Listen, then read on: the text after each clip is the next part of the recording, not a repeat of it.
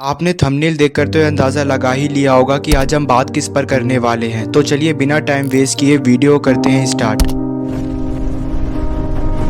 वैसे तो भारत में आज़ादी के बाद कई प्रधानमंत्री बने और चले गए, पर उनमें से ऐसे बहुत ही कम हुए जिन्होंने उस पद की गरिमा को समझा, न केवल अपनी पूर्ण निष्ठा के साथ में अपने दायित्व को भी पूरी ईमानदारी के साथ में निभाया। और उन्हीं में से एक ऐसे प्रधानमंत्री आते हैं जो आज भी भारतीय राजनीति और लोक कल्याण के लिए जाने जाते हैं। उनका कद बेशक छोटा था, पर उनका हौसला और जज्बा आसमान से भी ऊंचा था। मैं बात कर रहा हूँ करोड़ों हिंदुस्तानियों के दिल पर राज करने वाले लाल बहादुर शास्त्री जी के बारे में। आइए जानते इनके जीवन से जुड़ी उन घटनाओं के बारे में जिन्होंने इन्हें एक आम आदमी से भारत का प्रधानमंत्री बना दिया। अगर हम बात करें इनके बचपन के बारे में तो ये कहना गलत नहीं होगा कि जिस उम्र में हर बच्चा अपने पिता की उंगली पकड़कर चलना सीखता है, उस उम्र में इन्होंने ये जान लिया था कि पिता के बगैर अपने पैरों पर खड़ा कैसे होया जाता है। महज 1.5 साल की उम्र में अपने पिता का देहांत देखने के बाद मानो इनके परिवार पर दुखों का पहाड़ टूट गया था। अपना पूरा बचपन गरीबी और बेसहारी में इन्हें गुजारना पड़ा, यहाँ तक कि शिक्षा के लिए भी इनको बहुत कठिन संघर्ष करना पड़ा। ये तो सभी जानते हैं कि कैसे ये बचपन में नदी को पार करके स्कूल जाया करते थे। उन्होंने अपनी छोटी सी उम्र में ये जान लिया था कि शिक्षा ही वो एकमात्र रास्ता है जो इंसान के सारे दुखों को खत्म कर उसे खुशी से जीने का अधिकार देती है। पर ऐसा नहीं था कि उनका बचपन ही चुनौतीपूर्ण था। आने वाली उनकी जिंदगी भी कुछ खास नहीं रही। अपने आंखों के सामने अपनी बेटी की मृत्यु देख उनके पास जीने की कोई वजह नहीं बची थी। फिर भी उन्होंने अपने हौसले को बनाए रखा और देश की स्वतंत्रता में अपना पूरा योगदान देना आरंभ कर दिया। देशभक्ति से भरे भाषणों और अपनी कविताओं से लोगों के अंदर आजादी की उस लौ को जगाना शुरू कर दिया, जिससे उस लड़ाई को और भी आगे लेके जाया जा सके। और इसके चलते उन्हें 1 या 2 बार नहीं बल्कि 9 बार जेल जाना पड़ा। उनके और उनके जैसे तमाम देशभक्तों के परिश्रम और जुनून के कारण आखिरकार अंग्रेजों को अपने घुटने टेकने पड़े और देश को अपनी 200 साल की गुलामी से आजादी मिली। और आजाद होने के बाद देश के साथ साथ उनके जीवन में भी परिवर्तन आना शुरू हो गया। आजाद भारत का उन्हें रेल मंत्री नियुक्त किया गया और आगे चलकर पंडित जवाहरलाल नेहरू की मृत्यु के बाद उन्हें भारत का दूसरा प्रधानमंत्री बनाया गया। उनका कार्यकाल बेशक छोटा था, पर उन्होंने उस दौरान वो काम किए जिनकी सराहना आज भी की जाती है। यहाँ तक ही नहीं, 1962 जैसे युद्ध में भारत को शिकस्त मिलने के बाद जहाँ सभी भारतवासियों का मनोबल टूटने लगा था, इनके नेतृत्व में हुआ 1965 का भारत पाकिस्तान युद्ध में भारत को एक शानदार जीत दिलवा भारत के साथ साथ पूरी दुनिया को ये बता दिया था कि अब ये देश वो देश नहीं जो किसी के सामने झुक जाए। अब इस देश ने दूसरों को अपने आगे झुकाना सीख लिया है। ये वही थे जो अनेकता में भी एकता की बात करते थे, अपने परिवार से पहले अपने देश के उद्धार के बारे में सोचते थे। ऐसी ईमानदारी भारत की राजनीति में बहुत कम देखने को मिलती है। एक मिसाल के तौर पर ये आज भी करोड़ों युवाओं के दिलों पर राज करते हैं और जय जवान जय किसान का नारा देकर एकता, ताकत और भाईचारे की बात करते हैं। इनके बारे में जितना कहा जाए उतना ही कम है। बहुत ही कम लोग ऐसे हुए हैं जिनका नाम आज भी जुबान से हटता नहीं। उन्हीं में से एक नाम हमारे चहीते और लोकप्रिय नेता श्री लाल बहादुर शास्त्री जी का भी आता है। किसे किसे लगता है इन्हें ऑनेस्ट मैन ऑफ इंडिया का टाइटल देना चाहिए? कमेंट बॉक्स में बताओ।